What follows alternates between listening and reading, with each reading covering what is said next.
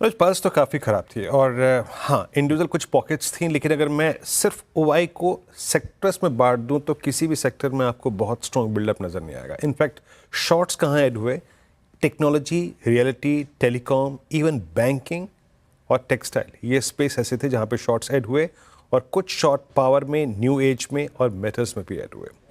हाँ, कुछ पॉकेट्स ऐसे थी लाइक एफएमसीजी और इंडिविजुअल पॉकेट्स इन बैंकिंग जिन्होंने लॉन्ग ओआई ऐड किया। शॉर्ट्स पहले कहाँ ऐड हुए, पहले वहाँ पे आते हैं। आईसीआईसीआई कोलैप्स था एक, टाटा एलेक्सी जिसका जिक्र हुआ, शॉर्ट कॉल आई यहाँ पर। एल्ट्रा Mindtree, IndusInd bank, IT में विप्रो कंप्लीटली अगर आप देखें शॉर्ट्स की ग्रिप में था ये।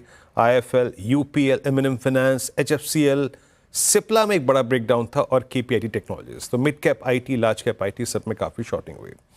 लॉन्ग अनवाइंडिंग, एक बड़ा सरप्राइज पैकेज था लास्ट सेशन का, दैट्स श्रीराम फाइनेंस। एक स्ट्रॉन्ग स्ट्रक्चर था लेकिन कोलैप्स हुआ क्योंकि यहाँ प्रॉफिट्स गंभीर रूप से कैश में कन्वर्ट किए गए।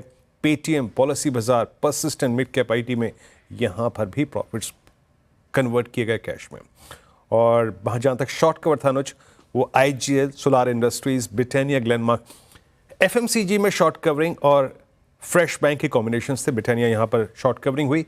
और लॉन्ग्स में BSc, Muthoot considering gold prices, Nykaa में एक बहुत बड़ा पुलबैक था।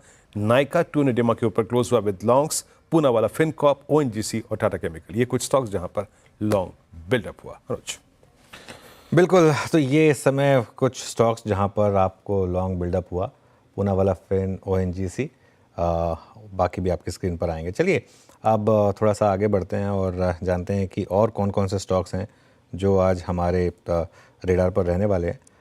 इसमें से हमने बात, क्योंकि हम ब्रोकरेजेस की कर रहे थे, वो एचएसबीसी की रिपोर्ट भी है भारतीय पर, एक बार उसको भी डिस्कस कर लेते हैं श्रेया, उसके बाद आगे बढ़ते हैं। जी, भारतीय एयरटेल पे एचएसबीसी की रिपोर्ट है। यहाँ पे भारतीय एयरटेल पर बुलिश नजर आ रहे हैं एचएसबीसी, और उन्होंने बाई की कॉल दे दी है। टारगेट प्राइस भी अच्छा खासा बढ़ा दिया। देखिए 1985 रुपये प्रति शेयर का टारगेट प्राइस रख दिया है, यानी कि 14% का अपसाइड पोटेंशियल एचएसबीसी को भारतीय एयरटेल में नजर आ रहा है।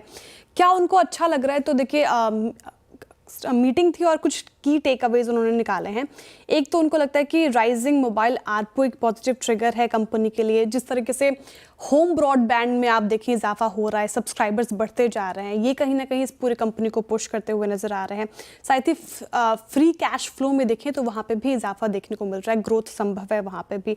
डिविडेंड्स के लिहाज से भी देखें तो यहाँ पे भी ग्रोथ अच्छा दिख रहा है, इसलिए भारतीय एयरटेल अब के रडार पर होगा। और चर्चा जो मीटिंग में हुई वो अगले टैरिफ हाइक को लेकर हुई, तो वहाँ पे कैसे समीकरण बनते नजर आएंगे वहाँ पे नजर रहेगी। हालांकि कंपनी का मानना है कि इंडस्ट्री को भी एक और टैरिफ हाइक की जरूरत है, तो वहाँ पे ज्यादा फोकस रहेगा।